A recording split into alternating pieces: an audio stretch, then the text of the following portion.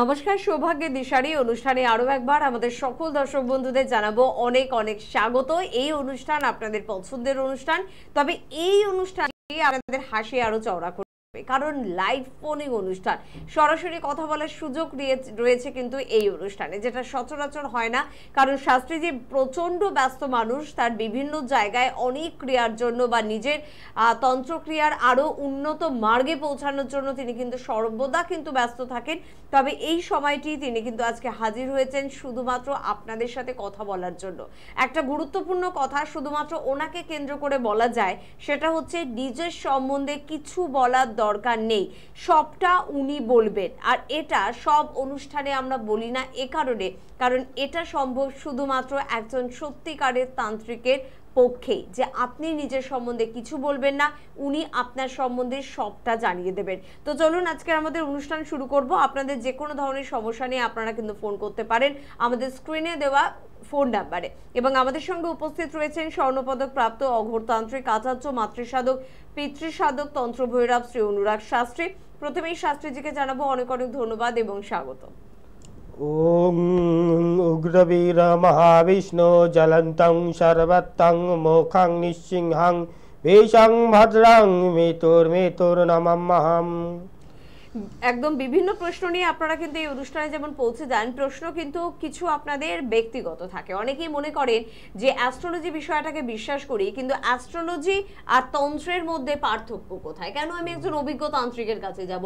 আমি এক্সট্রা কি পাবো একজন তান্ত্রিকের কাছে গেলে? অ্যাস্ট্রোলজার যেমন আপনার গ্রহ দিকটা শুধু দেখতে পারবে, তান্ত্রিক কিন্তু আপনাকে যদি ক্ষতি করে রাখে, দেখুন একজনের মাঙ্গলিক রয়েছে, বিবাহ হচ্ছে না, এটা অ্যাস্ট্রোলজার ধরতে পারবে, প্রতিকার করতে পারবে না।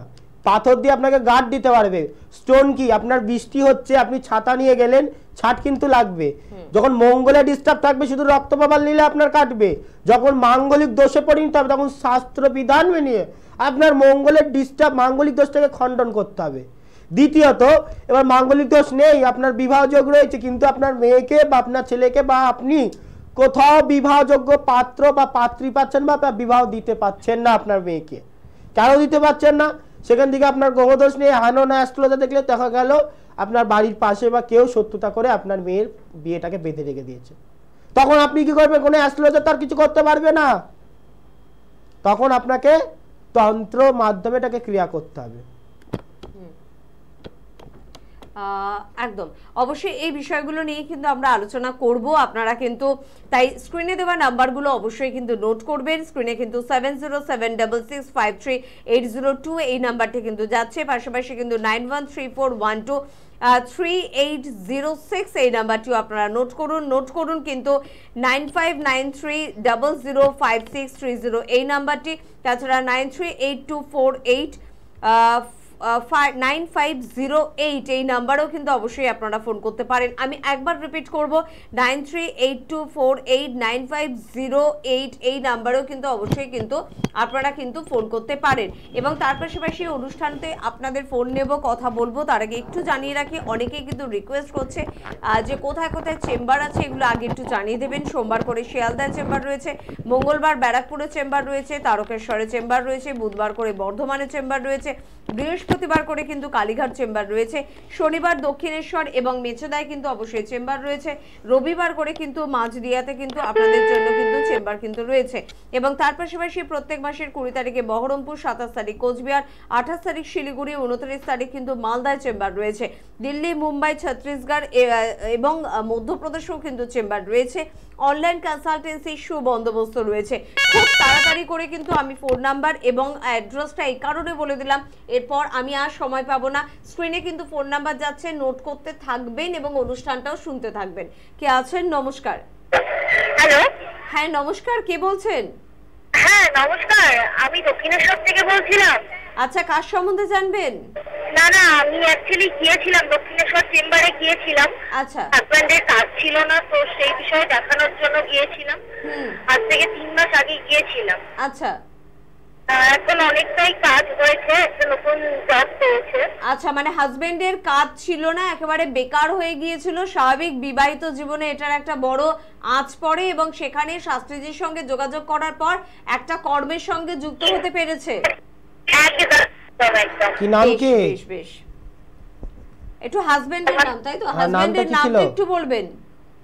হাজবেন্ডের নাম হচ্ছে স্বপন সাহা। আচ্ছা স্বপন সাহা, বুঝতে পেরেছি। আচ্ছা, বেশ। আমিও গিয়েছিলাম, আমার নাম সুরমা। কি নাম?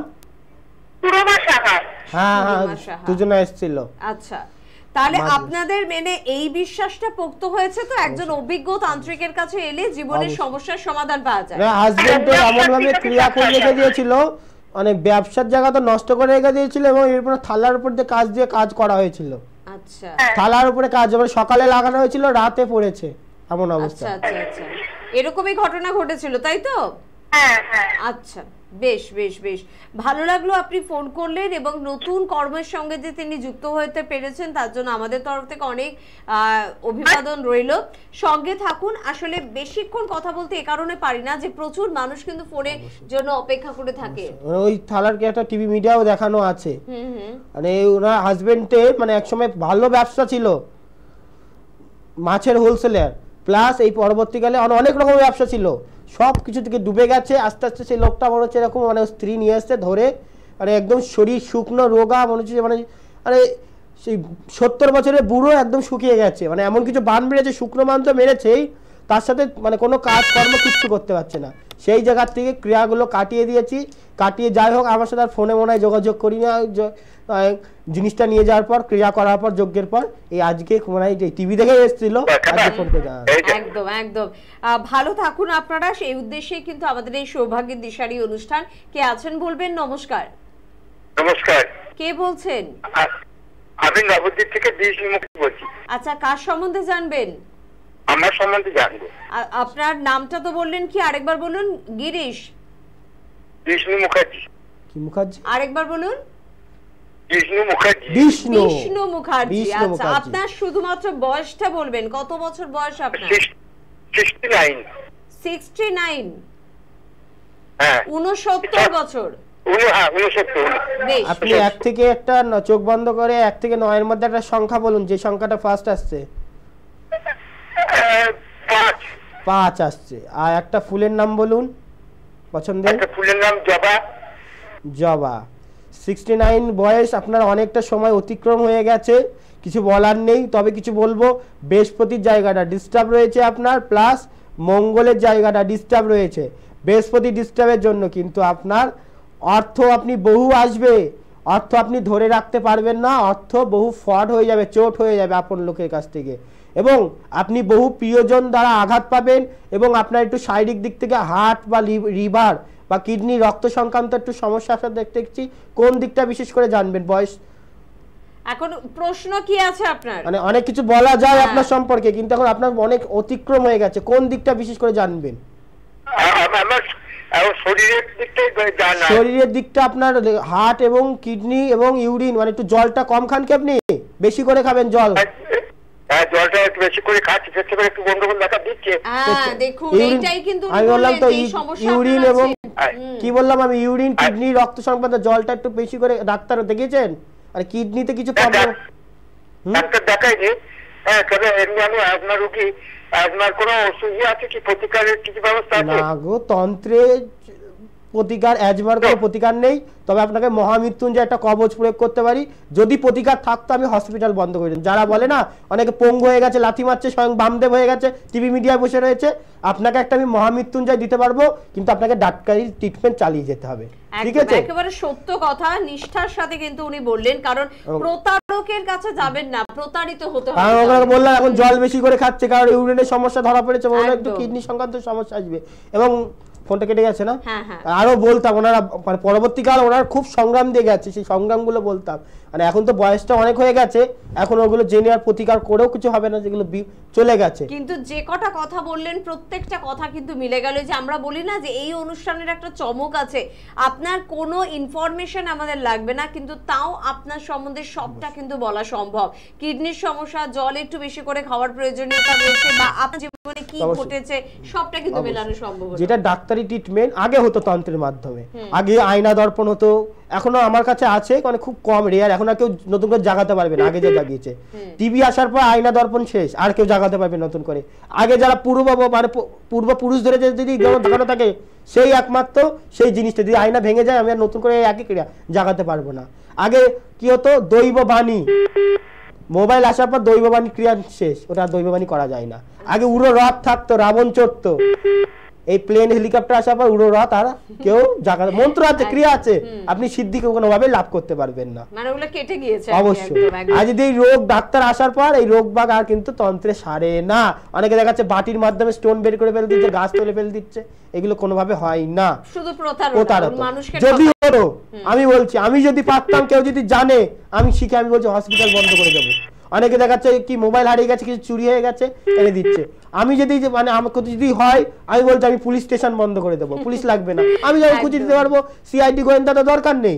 আমি যখন চোর খুঁজে পেয়ে দেবো, আমি যদি কিছু হারিয়ে গেলে, চুরি হয়েছে, খুঁজে দিতে পারবো, আমি কেন তাহলে হসপিটাল আর গুলোকে তো আমি বন্ধ করে দেবো না? একদম খুব বাস্তব কথা, সত্যি কথা। কারণ ব্যবসায়িক আঙ্গিকে উনি কোনোদিন এটাকে চিন্তা করেন না। কারণ আপনি দেখুন, নিজে বললেন যে আমাকে একটা কিছু ক্রিয়া করে দিন যাতে আমার এই সমস্যাগুলোর সমাধান হয়ে যাবে। উনি বললেন এটা কিন্তু ডক্টরের কাজ, ডক্টর করবেন। যদি ডক্টরের কাজটা আমি করি তাহলে তো আমি হসপিটাল বন্ধই করে দিতে পারতাম। খুব বাস্তব কথা এটা। কে আছেন বলবেন? নমস্কার। নমস্কার। হ্যাঁ বলুন, কে বলছেন? বলছি নয়টা থেকে বলছি। কার সম্বন্ধে জানবেন? আমার স্বামী। স্বামীর নামটা বলবেন? স্বপন ভাওয়াল। স্বামী কি সাথে আছে? স্বামী কি পাশে আছেন? কারণ হাজবেন্ড ওয়াইফ দেখুন, আমি দেখছি, শুনুন, আপনার বয়সটা কত বলুন। আপনার বাস্তুর মধ্যে নেগেটিভ এনার্জি আছে, বাস্তু সম্পর্কে বিচার করে দিচ্ছি। আপনার বয়সটা কত? 63 বছর বয়স। 63 বছর। দেখুন, আপনার বাস্তুতে এমন কিছু ক্রিয়া হয়েছে, সংসারে সুখ থাকবে না, অশান্তি লেগে যাবে এবং রোগ বাগ লেগেই থাকবে। আপনার স্বামীর দিক থেকে দেখুন আর আপনার দিক থেকে দেখুন, কারোর সাথে বন্ডিং রিলেশন থাকবে না। আপনার বাস্তুর মধ্যে আপনি যেখান থেকে কথা বলছেন সেই জায়গায় নেগেটিভ এনার্জি, বা আপনি যেখানে বাস করেন সেই জায়গায় নেগেটিভ এনার্জি আপনার গলার স্বরে বলছে আপনিও সুস্থ নেই, আপনার হাজবেন্ডও সুস্থ নেই। সেটা আপনার শারীরিক বলুন আর মানসিক বলুন, দুই দিক থেকে আপনারা ভেঙে পড়ছেন, শত্রু দ্বারা ক্রিয়া হয়েছেন। আচ্ছা, এগুলো কি মিলছে? হ্যাঁ কি না বলুন। এটা সবটা মিলেছে? সবটা মিলেছে। তাহলে এবার কি করণীয়? ক্ষতি করা যায়? অবশ্যই ক্ষতি করা রয়েছে, এবং আজকের ক্ষতি না, এটা বহু বছর। এবং আপনারা এটা বুঝতে পারেন যে আপনাদের বাস্তুতে ক্ষতি আছে। আপনি জানেন না আপনার বাস্তুতে ক্ষতি আছে, আপনি নিজে ফিল করতে পারেন, জানেন তো, তাহলে এটাকে কেন ঠিক করছেন না সঠিক জায়গায়? সঠিক জায়গায় ঠিক করছি না। এখন ওই কোথায় যাব, পয়সা ব্যাপার আছে, পয়সার ব্যাপার আছে। দেখুন, আপনি অন্তত বাস্তুর মাটিটা যদি মনে করেন আমার কাছে আসবেন, একটু বাস্তুর মাটিটা এনে যে কোনো ভালো জায়গা থেকে দেখিয়ে নিয়ে আসবেন। আমি বলি না একবারও, যদি মনে হয় আমি সব জায়গায় পিয়ালে মানে পিঠ থেকে গেছে, দেয়ালে পিঠ থেকে গেছে, তখন একবার আমার সাথে একবার এসে দেখা করতে পারেন।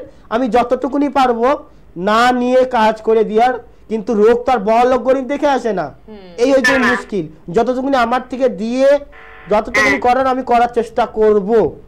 বেশ দিদিভাই, একটু যোগাযোগ করুন। যোগাযোগ না করলে দেখুন, ভালো তো আপনি নেই, জীবনের বাকি যে সময়টা একটু ভালো করে থাকুন না, একটু যোগাযোগ করুন।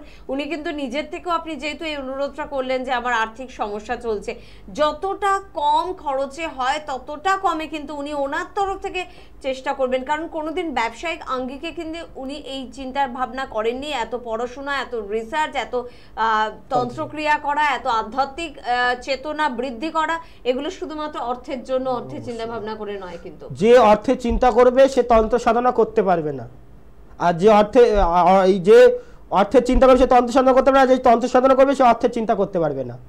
মানে একদিক অর্থ যেতে হবে, আর না তন্ত্রের দিকে গেলে অর্থ চিন্তা না, শুধু উচ্চ মার্গের। আরে অর্থ আজ আছে কাল নেই, সাধারণ লোক অর্থ চিন্তা করবে, তার তান্ত্রিক লোক তা চিন্তা করবে না। তান্ত্রিক লোক করবে যেটা জন্ম মানে 7 জন্ম ধরে থাকে, এমন কিছু সাধনা এবং এমন কিছু সিদ্ধি, এমন কিছু পুণ্য অর্জন করে যাব যা 7 জন্ম ধরে ধরে আমাকে যাতে আবার নরকে না আসতে হতে পারে, এমন কিছু কুলাচারী কুকুলা উপর রয়েছে, তারা অর্থ চিন্তা করবে না। আপনাকে একটা চুজ দেবো, আপনি কি পরের জন্মে মরে গেলে কালকে মরে যাবেন, আজকে আপনি একটা লোকের কাছ থেকে চিটিংবাজি করে টাকা নিয়ে গেলেন, আপনি কি নিয়ে যেতে পারবেন? একটা আপনি ছুঁচ পর্যন্ত নিয়ে যেতে পারবেন না। আপনি এসছেন একা, কোনো বস্ত্র পর্যন্ত নিয়ে আসেনি, একা এসছেন, একা যেতে হবে। না আপনার সাথে ভাই এসছে, না মা এসছে, না দাদা এসছে, একা এসছেন, একা যেতে হবে। তবে এসছে আপনি মায়ের গর্ভ থেকে এসছেন, এটা মনে রাখতে হবে। সবকিছু দেবে এই মা ভগবতী। কে আছেন একটু দেখবো। নমস্কার। নমস্কার, কে বলছেন? প্রদীপ রায় বলছি। কোথা থেকে বলছেন প্রদীপ বাবু? আমি বলছিলাম বেহালা থেকে। বেহালা থেকে। কার সম্বন্ধে জানবেন? আমি অ্যাকচুয়ালি দাদার কাছে গিয়েছিলাম বছর দেড়েক আগে। বুঝতে পেরেছি তোমাকে। আচ্ছা আচ্ছা, মানে আমি ওই ব্যবসার জন্য গিয়েছিলাম দাদা। বুঝতে পেরেছি, ব্যবসার জন্য। ব্যবসার জন্য কেন? ব্যবসা কি ঠিকঠাক চলছিল না? আমার এরকম অবস্থা হয়েছিল, তো ব্যবসা বন্ধ হয়ে আমার পড়ার মতো পরিস্থিতি এসেছিল। তো একদিন আমার ফ্রেন্ড আমাকে খবর দেয়, দাদার কথা বলে একবার কালীঘাটের ওখানে দাদা বসে না, রাস্তা দেখা করেছি। আমি যাওয়ার পর থেকে প্রায় 6 মাস অব্দি একটু ওয়েট করতে হয়েছে, তারপর এখন ব্যবসা খুবই ভালো আছে। আর তো মাঙ্গলিকটা কাটিয়েছো, বলছিলাম মাঙ্গলিকটা কাটাতে, ব্যবসা জায়গা ঠিক করে দিয়েছিলাম, মাঙ্গলিকটা কাটিয়ে নিও। তাহলে একদম একদম আপনি যেরকম বলছেন সেরকমই করেছিলাম। মাঙ্গলিকটা কাটিয়েছো এখন? মাঙ্গলিকটা কাটিয়ে নিও। হ্যাঁ, ওই কাজটা একটু বাকি আছে দাদা, এই সময় পাইনি, আমি ওটার জন্য একটু ফোন করেছিলাম যে আপনাকে আমার একটু জানাবো দাদা। আমার কাছে যদি মনে করো আবার এসে কাটিয়ে দাও, মাঙ্গলিকটা ফেলে দেবো না, বুঝলে? মাঙ্গলিকটা তোমার ব্যবসার জায়গায় যেগুলো ক্রিয়া করে রেখে দিয়েছিল ওগুলো যেমন কাটিয়ে দিয়েছে, এই মাঙ্গলিকও সেইভাবে কাটবে, ঠিক আছে? এবং বৃহস্পতি তোমার যে দারিদ্র যোগ ছিল যেভাবে নাশ করেছি, যেভাবে রেজাল্ট পেয়েছো, এই মাঙ্গলিকের দেখতে হবে। এই মাঙ্গলিক থাকলে কিন্তু বিবাহতে বাধা, বিবাহ করলে কিন্তু অশান্তি লাগে। ওটার জন্য দাদা আমার আপনাদের যাবো দাদা। আচ্ছা, এই সমস্যাটা বড় সমস্যাটা আমার উত্তর হয়েছে, এবার একটা সমস্যা ওটা যাবো দাদা। নিশ্চয়ই সঙ্গে থাকুন। আর যারা একবার কিন্তু শাস্ত্রীজির কাছে আসবে, আমার মনে হয় তারা সেকেন্ড কোনো অপশন কোনোদিন ভাবতেই পারবেন না, চাইবেন না, মনই চাইবে না যে অন্য কোনো মানুষের কাছে যায়। আর সে কারণেই বলবো যে সত্যি যারা জীবনে একেবারে ব্যতিব্যস্ত নাজেহাল অবস্থায় রয়েছেন, বুঝতে পারছেন না কিভাবে জীবনে ভালো থাকতে পারবো, তাদের জন্য কিন্তু স্ক্রিনে দেওয়া নাম্বারগুলো যাচ্ছে, সেই নাম্বারে কিন্তু ফোন করুন, কথা বলুন, আর কাছাকাছি চেম্বারে যোগাযোগ করুন। যোগাযোগটা কিন্তু ভীষণ প্রয়োজন, মানে যারা যোগাযোগ করেছেন তাদের জন্য আপনি সাধ্যমতো চেষ্টা করছেন, সেটা জীবনের সে যে সমস্যায় থাকুক না কেন। অবশ্যই যে তন্ত্র আরাধনা উচ্চ মার্গে চলে আসবে না, সে কোনদিন অর্থের জন্য চিন্তা করবে না, সে বড় চিন্তা করবে, অর্থ থেকে নিচু চিন্তা করে। আমি এই জন্যই রাখতে পারবো, সে সারা জন্মের ধরে এমন পূর্য ধরে আমাদের কি আত্মা, এই যে আত্মাটা কি, আত্মা সবার মধ্যে থাকে, একটাই অপশক্তি আত্মা, পেট আত্মা। আমার শরীর যখন ত্যাগ করি পেট আত্মা, আর একটা আমাদের শরীরের মধ্যে আত্মা। এই আত্মাকে যদি পরমাত্মার সাথে মিলন করা যায়, মিলানো যায়, আপনাকে আর এই নরকে এত কষ্ট না। আর কি অর্থের সুখ, যখন 7টা চক্র জেগে যাবে না, যখন আগ্রা চক্র যখন জাগবে না, সে সুখ না। আর ওই অর্থ দিয়ে সুখ পাওয়া যায় না ওই সুখের মতো। ব্রহ্ম যে এই আগ্রা চক্র, গুরুদেব যখন দীক্ষা দেয় না, দেখবেন যারা সঠিক গুরুর কাছে বা সঠিক গুরুর কাছে, তন্ত্র অনেকেই করে না, দীক্ষা নেয় অনেকে, তন্ত্র সঠিক গুরু দেখলে মাথায় হাত কিছুক্ষণে আঙুল দেয়, আগ্রা চক্রটা কিছু মিনিটের জন্য জাগায়, তখন দেখবেন যে একটা অসাধারণ সুখ। এবং যখন গুরু হাতটা তুলে নেয় না, সে মানে কান্না শুরু করে দেয়। কেন? কিছুক্ষণের জন্য যে উচ্চ মার্গে আমি যাদের দীক্ষা দিই আমাদের শিষ্যরা, তখন যাদের দীক্ষা দিই, যখন ওই কপালে আগ্রা চক্রটা জাগিয়ে দিই না, ছেড়ে দেওয়ার পর তারা কান্না শুরু করে। কেন? আরে 7টা চক্র যখন জেগে যাবে না, 7টা চক্রে যখন উচ্চ মার্গে জানতে পারেন এই যে অর্থ নিচু, অর্থ তার কাছে কিছু না, ওই সুখের উপরে আর কোনো সুখ নেই। আর ওই জায়গা থেকে যখন চলে আসবে, কেন কান্নাটা করে?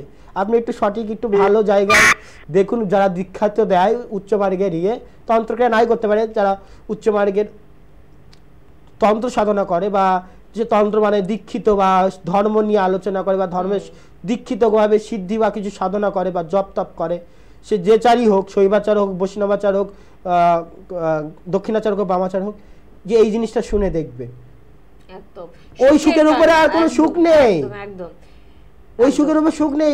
অত অর্থ মানে আপনি কি কালকে একটা রোগ হয়ে আপনার টাকা থেকে কোনো লাভ হবে? আপনি একটা রোগ হয়ে বিছানায় শুয়ে থাকেন, হসপিটালে আপনার একদম সেই ডাল গলা জল খাচ্ছেন, আপনার কাছে টাকা রয়েছে কোটি কোটি টাকা, ভালো মন্দ খেতে পাচ্ছেন না, ওই অর্থ থেকে লাভ কি হবে? লোকের হাই হতেছে ডেকে, লোককে ঠকিয়ে তো লাভ নেই।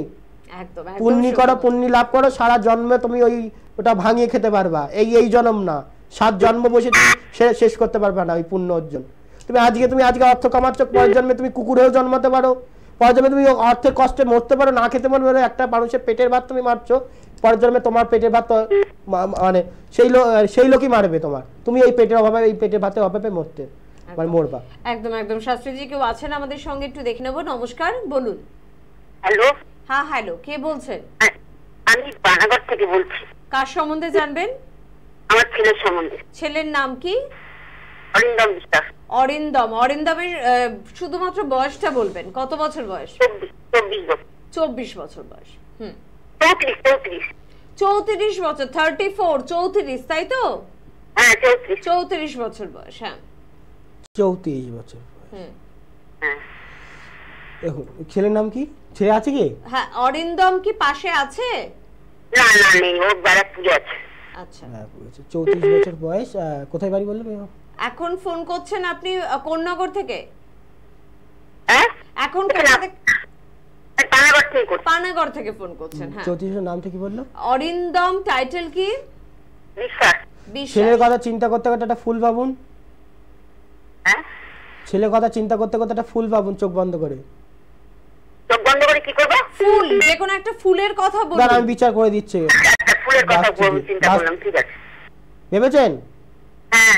কি ফুল? সেটা বলুন, কি ফুলের কথা দেখুন বলেন? বাস্তু দিয়ে বলুন কি বলছেন? আপনার বাস্তুর দোষ আছে, আপনি বুঝতে পারছেন না। বাস্তুর দোষ নিয়ে আপনাকে বিচার করে দিচ্ছি। এই মুহূর্তে যা বাস্তুর এনার্জি দেখছি একই সেম প্রবলেম। আপনার দেখবেন ছেলের সাথে মানে ছেলে কোনো কাজকর্ম ঠিকভাবে করতে পারবে না, এবং ছেলের সাথে বা বৌমার সাথে কিন্তু মানে ছেলে বিয়ে দিতে গেলেও বাধা, বিবাহ করার কিন্তু অশান্তি একটা সৃষ্টি হবে, মারাত্মক একটা অশান্তি সৃষ্টি হবে সংসারে। সাবধান থাকবেন, একটু বাস্তুটা দেখিয়ে নেবেন, বুঝতে পারলেন? আচ্ছা, কিন্তু আমার ছেলের তখন বিয়ে হয়নি। বিবাহতে বাধা, কি বললাম? বিবাহতে বাধা। বিবাহ যদি হয়ে যায় বাস্তুতে দোষ আছে, একটা অশান্তি সৃষ্টি হবে। আমি তো ফার্স্টেই বললাম, বললাম বিবাহ হয়ে গেছে, বিবাহতে বাধা। বিবাহ হবে না সহজে, হবে কিন্তু হবে সহজে হবে না, সেটা আরো দেরিতে আছে। বিবাহতে এই ক্রিয়ার জন্যই, ঠিক আছে? আর বিয়ের বয়স পেরিয়ে যাওয়ার পর বিবাহ রয়েছে, এবং না হওয়ার যোগ রয়েছে কিন্তু, কারণ বাধা রয়েছে, বাধাগুলো না কাটালে বিবাহ হবে না। বিবাহ হওয়ার পরও অশান্তি যোগ রয়েছে, এবং ছেলে কিন্তু কোনো কাজকর্ম ঠিকঠাক ভাবে মন দিতে পারবে না, কারণ ছেলের মনের মধ্যে এখন একটা অশান্তি চাকরি করছে, মন দিতে পারবে না, মানে বোঝেন? মানে মনোযোগটা চাকরিতে একটু কমে যাবে, একটু অন্যমনস্ক হয়ে যাবে। এটা হচ্ছে, এই তো হচ্ছে। তাহলে এটাই তো উনি বলছেন। আমি বলছি না যে কাজকর্ম করতে পারবে না, কাজকর্মে মানে কোনো কিছুতে মন ঠিকভাবে স্থির রাখতে পারবে না, মন চঞ্চল অন্য টাইপের একটু হয়ে যাবে। কারণ একটা ছেলে যখন একটা সঠিক বয়সে ওর বিবাহটা হচ্ছে না, এবং ও যখন আরো কিছু ডিপ্রেশনে দেখবেন ছেলে চিন্তা করে কিছু একটা নিয়ে, একটু ডিপ্রেশনে বলবে, একটু খিটখিটে টাইপের হয়ে যাচ্ছে ছেলে, দেখুন একটু রাগ চন্ডাল টাইপের হয়ে যাবে, কারণ ও কিছু নিয়ে একটা সমস্যায় ফেসে যাবে। এই বাস্তুর জন্যই একটা সমস্যা চলছে, ঠিক আছে? এবং সব থেকে এটা আরো পুঙ্খানুপুঙ্খানু ছেলে ডেট অফ বার্থ বা ছেলে ছবি নিয়ে আসলে সব থেকে ফোনের মাধ্যমে আপনি বুঝতে পারছেন না, চেম্বারে এলে এটাকে ভালোভাবে বিচার হয়। আমি বাস্তুর দিক থেকে বললাম, শুনতে থাকুন। তবে যতটা বলেছেন পুরোটাই সম্পূর্ণ কিন্তু বলেছেন যে এখন অন্যমনস্ক থাকছে, একটা রাগ বিতৃষ্ণা জেদ কিন্তু ওর মধ্যে কাজ করছে, বিয়ে কিন্তু একটা বাধা রয়েছে, বয়স হয়ে যাওয়ার পরেও কিন্তু ওর বিয়ে হচ্ছে না। দেখুন এতটা বলা হলো, আপনি কিন্তু কিছুই বলেননি, শুধুমাত্র কিন্তু আপনি ফোনটা করে সন্তানের নামটাই বলেছেন, এবং তারপর এতটা আপনার সম্বন্ধে বলা সম্ভব হলে এটা শুধুমাত্র শাস্ত্রীজির পক্ষেই কিন্তু সম্ভব। কে আছেন বলবেন? নমস্কার। হ্যাঁ নমস্কার। হ্যাঁ বলুন, কে বলছেন? আমি মধ্যমগ্রাম থেকে বলছিলাম। আচ্ছা, কার সম্বন্ধে জানবেন? আমি আমার নিজের সম্বন্ধে জানবো। আমি গেছিলাম গুরুজির কাছে আমার চাকরির জন্য। আচ্ছা, নামটা শুনি। আমার নাম? হ্যাঁ, আপনার নাম? অজয় মণ্ডল। অজয় মণ্ডল, তো চাকরির জন্য এসেছিলেন? হ্যাঁ। তো চাকরি হয়েছে? হ্যাঁ চাকরি হয়েছে, সেই জন্যই আমি ফোন করছি, আজকে লাইভে দেখছি সেজন্য ফোন করছি, কিন্তু ফোন লাগছে না, এক্ষুনি লাগলো। তুমি যখন এসছো আমার বিচার সম্পর্কেও জানো, আমার ক্রিয়া সম্পর্কেও জানো, তো তুমি একটু আমাকে চেম্বারে এসে একবার দেখিয়ে নাও, আর লাইভে যারা একবারও আমার তন্ত্র বিচার পায়নি তাদেরকে একটু সুযোগ করে দাও। একদম, যদিও আজকে হাতে সময় একদম নেই, তবে আপনি চাকরি পেয়েছেন, অনেকের কিন্তু জীবনের অনেক পরিবর্তন হয়েছে, আর জীবনের এই পরিবর্তন সম্ভব যখন আপনারা শাস্ত্রীজির সঙ্গে যোগাযোগ করবেন। ফোন নাম্বারে একটু ফোন করে নেবেন। সত্যি কোথা থেকে সময় পার হয়ে যায় বুঝতেও পারি না। পরবর্তী অনুষ্ঠানে আবারও দেখা হবে, আবারও কথা হবে। প্রত্যেকে ভালো থাকবেন। ধন্যবাদ আপনাদের, ধন্যবাদ শাস্ত্রীজিকে। নমস্কার।